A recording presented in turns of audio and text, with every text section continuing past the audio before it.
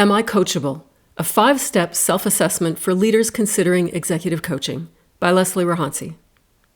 Are you coachable? How do you actually know? Have you received feedback about something you know you should work on, but you're not fully convinced you'll be able to shift? Are you curious about executive coaching, but unsure whether you have what it takes to do the work well? Does having coaching support sound appealing, but you're not sure this is even the right time to take the leap with a qualified coach? Here's what may already feel familiar to you. You're not lacking in capability or motivation, but there's likely something you can't yet see clearly. A blind spot, a limiting belief, or a habitual response that's shaping your behavior. You're thoughtful, competent, and you've likely spent a great deal of time analyzing your situation, and still, something feels stuck. You may have replayed the feedback conversation, talked it through with trusted people, read the latest trending books, attended the workshops, or listened to the podcasts. On paper, you may even know what you should do next. Yet when the moment arrives, the behavior doesn't quite shift, the decision doesn't land, or the same pattern shows up again. Sometimes awareness is enough to be able to change a behavior. But when insight doesn't translate into different choices or behaviors, and you're not sure how to work with that gap or blind spot, that's where coaching can make a meaningful difference. If any of this sounds familiar, you're in good company. Many people wrestle with the vulnerability it takes to seek this kind of support. When curiosity about coaching appears, it's typically because you want greater awareness and traction. The question becomes, are you ready? Over the years, I've worked with hundreds of leaders across sectors, levels, and personalities, and one thing has become very clear. Executive coaching can be powerful, practical, and genuinely transformative. It can also be frustrating, circular, and expensive when the timing or focus is off. That difference often gets described as coachability, but it's worth pausing here to name a distinction that will shape how you listen to the rest of this article. This article is designed to help you assess that for yourself with honesty and without judgment, while also helping you separate two things that are often blurred together, coachability and readiness. It isn't meant to convince you to hire me or to position executive coaching as a cure-all. Its purpose is to help you decide whether this is the right conversation for you right now. What coachability is and what it is not. Before diving in, one important clarification. Coachability and readiness are related, but they're not the same thing. Coachability speaks to how you typically relate to feedback, uncertainty, and personal change. Readiness speaks to timing, context, and capacity, including what else is happening in your life and in the system around you. You can be deeply coachable and still not ready. You can also feel ready for support, but struggle with some of the habits that make coaching effective. This assessment's designed to help you notice both. Coachability isn't about being agreeable, positive, or easy to work with. Some of my most coachable clients are skeptical, analytical, and openly challenging, while some of the least coachable are polite, enthusiastic, and highly articulate about why nothing can really change.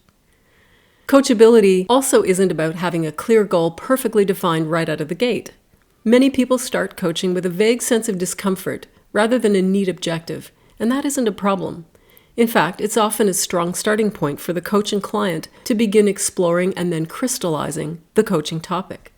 Coachability is about how you relate to yourself, your patterns, personality wiring, and defense mechanisms, and the possibility that your current way of operating, however successful it's been in the past, may now be limiting you.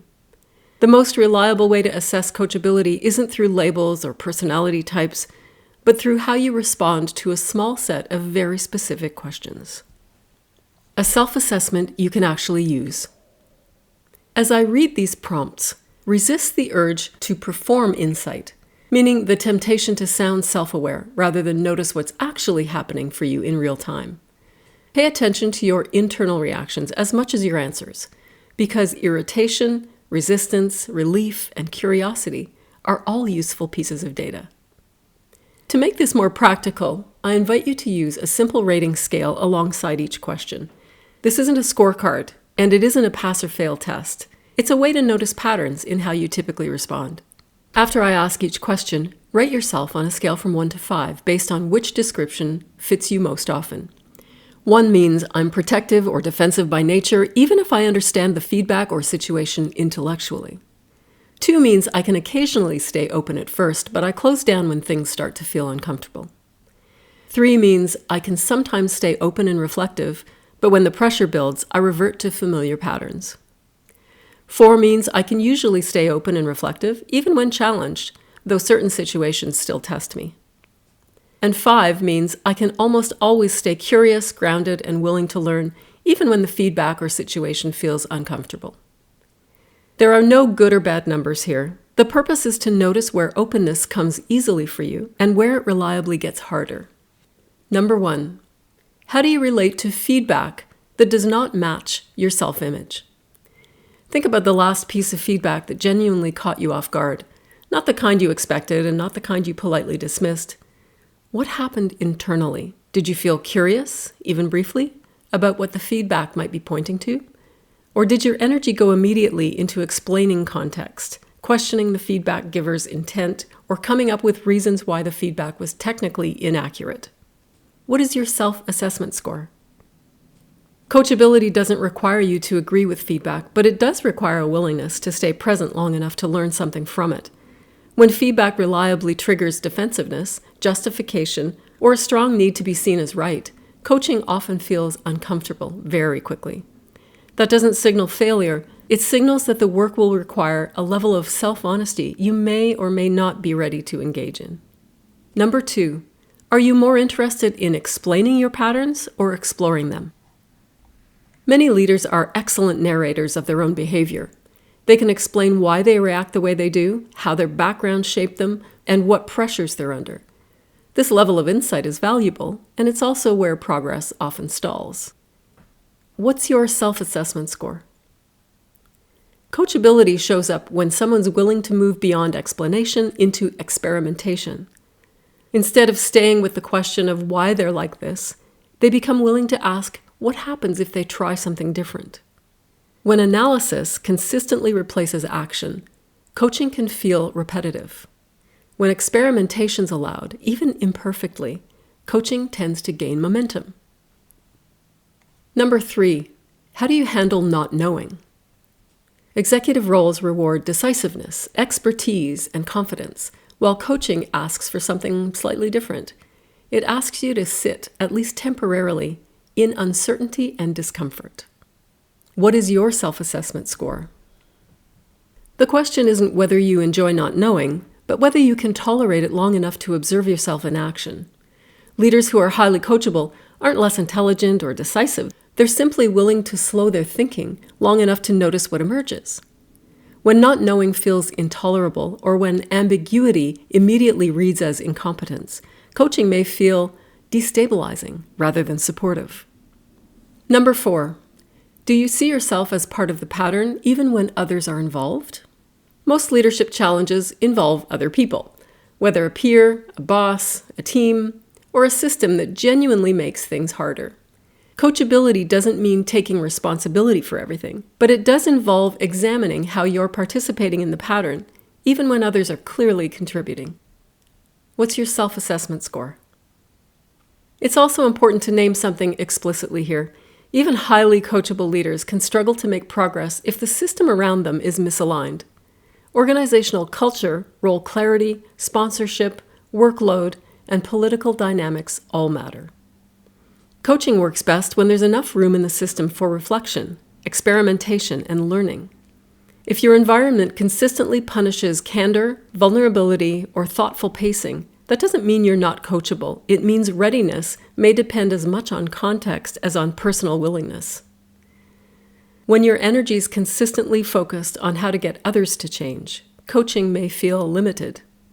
When curiosity extends to what's within your control, including how you show up under pressure, and when the system allows some space to work with that, coaching has room to work.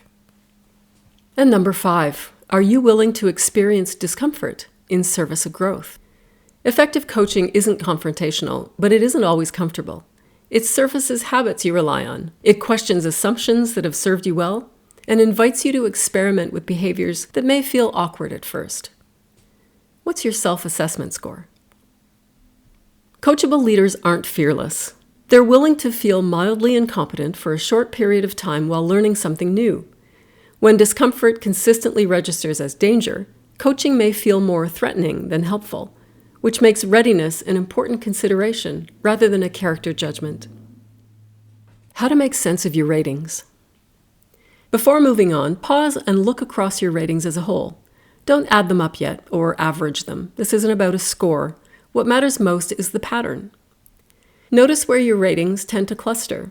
Are there one or two questions where openness comes more easily for you, and one or two where defensiveness or hesitation reliably show up? Those areas often point to the exact places where coaching does its most useful work. If most of your ratings fall into the 4 or 5 range, coaching often feels like a stretch that's energizing rather than destabilizing.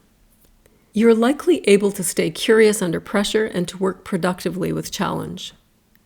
If your ratings tend to cluster around 2 or 3, coaching can still be highly effective, but it may require a bit more time and patience as you build tolerance for uncertainty, feedback, and discomfort. If several of your ratings are consistently at 1 or 2, that doesn't mean coaching won't work. It does suggest that timing, scope, or support structure matter greatly, and naming this with a coach would be essential. The goal of this assessment isn't to decide whether you're good enough for coaching.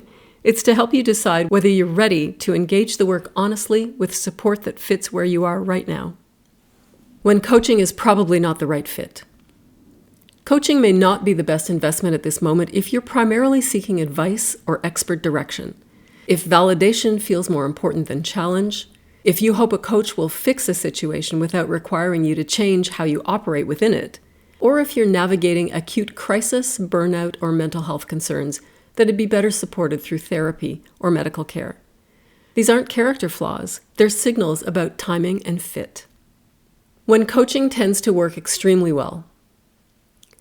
Coaching's often most effective when you sense that your current success is built on patterns that may not scale, when you're willing to examine how your impact differs from your intent, and when you want greater internal steadiness alongside external performance, and when you're open to being surprised by what you discover about yourself. This is often the point at which leaders move from doing leadership to inhabiting it more fully. A final reflection before you decide. The most coachable people I work with aren't the ones who feel ready, confident, or certain. They're the ones who are willing to tell the truth to themselves about where they are without dramatizing it or minimizing it. If this article stirred defensiveness, curiosity, recognition, or resistance, that response matters more than whether you liked what I read to you. Your coaching challenge. Over the next week, notice one moment where you feel activated, defensive, or caught in a familiar pattern. Rather than trying to fix it, pause long enough to reflect. Ask yourself what you might be protecting in that moment, what feels at stake for you, and which response you tend to default to when this pattern appears. Your coaching challenge. At this point, you've taken an honest look at how you tend to relate to feedback, uncertainty, discomfort, and change. Rather than treating this as a standalone exercise, I invite you to use what you've noticed to clarify your potential coaching topic. Look back at your ratings and your reflections and ask yourself, where did I feel the most friction or defensiveness? Which question felt closest to a live issue in my leadership right now? What pattern, belief, or habit seems to sit underneath that reaction? Those answers often point directly to a meaningful coaching focus, not a vague goal, but a real edge you're currently navigating. If you're noticing a clear theme and you're curious to explore it with support, an exploratory coaching conversation can help you test whether this is the right time, the right scope, and the right kind of coaching for you. There's no pressure and no obligation, just a chance to think out loud with someone certified to help you explore yourself and your situation more fully. Reach out for a free exploratory executive coaching conversation at leslierohansi.com. Have a smooth day.